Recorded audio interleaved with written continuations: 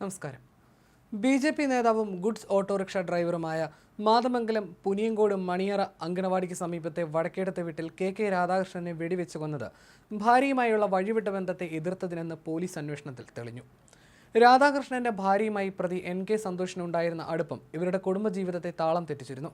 ഇതേ തുടർന്ന് ഇരുവരും തമ്മിലുണ്ടായിരുന്ന അസ്വാരസ്യങ്ങൾ ബന്ധുക്കളും ബി.ജെ.പി. നേതാക്കളും മുൻകൈയെടുത്താണ് അടുത്ത കാലത്ത് പരിഹരിച്ചത്. എന്നാൽ വീണ്ടും ഇയാൾ നിരന്തരം രാധാകൃഷ്ണന്റെ ഭാര്യയെ ശല്യം ചെയ്യുകയായിരുന്നു. രാധാകൃഷ്ണൻ പുതുതായി നിർമ്മിക്കുന്ന വീടിന്റെ നിർമ്മാണ പ്രവർത്തികൾക്ക് വന്ന പെരുമ്പടവ് സ്വദേശിയായ N.K. സന്തോഷ് രാധാകൃഷ്ണന്റെ ഭാര്യ മിനിയുമായി അടുക്കുകയായിരുന്നു.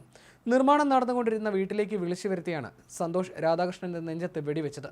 സംഭവം നടക്കുന്നതിന് 1 മണിക്കൂർ മുമ്പ് സന്തോഷ് ഫേസ്ബുക്കിൽ പോസ്റ്റ് ചെയ്ത കുറിപ്പിൽ "നിന്നോട് ഞാൻ പറഞ്ഞതല്ലേടാ എൻ്റെ പെണ്ണിനെ ഒന്നും ചെയ്യരുതെന്ന്, നിന്റെ കുത്തിക്കിഴപ്പല്ലേ, എൻ്റെ ജീവൻ പോയാൽ ഞാൻ സഹിക്കും, പക്ഷേ എൻ്റെ പെണ്ണ്, നിനക്ക് മാപ്പില്ലെന്നായിരുന്നു എഴുതിയിരുന്നത്."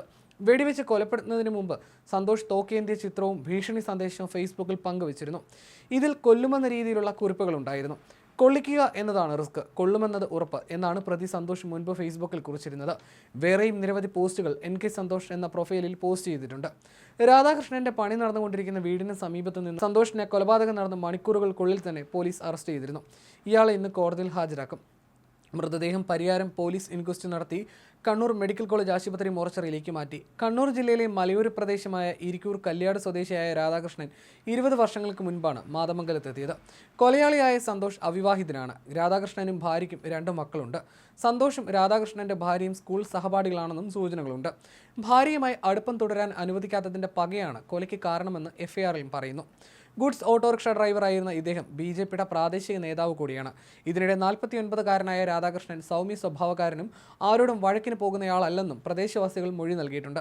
സന്തോഷ് ഇയാളെ വെടിവെച്ച് കൊന്ന സംഭവത്തിൽ കൂടുതൽ വിവരങ്ങൾ പുറത്തു വന്നിട്ടുണ്ട്. പോയിന്റ് ബ്ലാങ്കിൽ നിന്നാണ് രാധാകൃഷ്ണന് നേരെ പ്രതി സന്തോഷ് വെടിയുതിർത്തത്. നെഞ്ചിലേറ്റ ഒരൊറ്റ വെടിയാണ് രാധാകൃഷ്ണന്റെ മരണകാരണം. മുഖാമുഖം നിന്ന് വെടിയുതിർക്കുകയായിരുന്നു. രാധാകൃഷ്ണന്റെ ഭാര്യമാതാവിനായി നിർമ്മിക്കുന്ന വീട്ടിലാണ് കൊലപാതകം നടന്നത്. വീട് നിർമ്മാണവുമായി ബന്ധപ്പെട്ട് നേരത്തെ തർക്കമുണ്ടായിരുന്നു. കൂടാതെ ഫോണിൽ ഭീഷണി മുഴക്കുന്നത് പതിവായിരുന്നുവെന്നും പോലീസ് പറയുന്നു.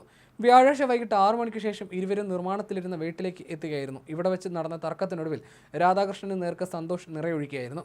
കൊലപാതകത്തിന് ഉപയോഗിച്ച തോക്ക് കണ്ടെത്താനായിട്ടില്ല. കൊലപാതക സമയം പ്രതി സന്തോഷ് മദ്യലഹരിയിലായിരുന്നുവെന്നും പോലീസ് പറഞ്ഞു.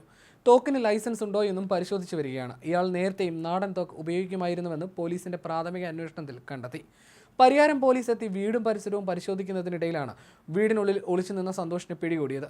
മദ്യലഹരിയിലായിരുന്ന സന്തോഷ് പിടിയിലാകുമ്പോൾ "ഞാനെല്ലാം പറയാമെന്നും പോലീസിനോട് പറയുന്നുണ്ടായിരുന്നു. വെടിവെക്കാൻ ഉപയോഗിച്ച തോക്ക് കണ്ടെത്തിയിട്ടില്ല. 2 മാസം മുൻപ് വ്യക്തിപരമായ പ്രശ്നത്തിൽ സന്തോഷിനെതിരെ രാധാകൃഷ്ണൻ പരിയാരം പോലീസിൽ പരാതി നൽകിയിരുന്നു. ഇതേ തുടർന്ന് പലപ്പോഴും രാധാകൃഷ്ണനെ സന്തോഷ് ഭീഷണിപ്പെടുത്തിയിരുന്നതായും പറയുന്നു. പ്രതിയെ വിശദമായി ചോദ്യം ചെയ്തപ്പോൾ നേരത്തെ കൊല്ലാൻ ആസൂത്രണം ചെയ്തിരുന്നതായി വ്യക്തമായിട്ടുണ്ടെന്ന് പോലീസ് അറിയിച്ചു. പരിയാരം പോലീസ് കേസെടുത്ത് അന്വേഷണം ഊർജിതമാക്കിയിട്ടുണ്ട്.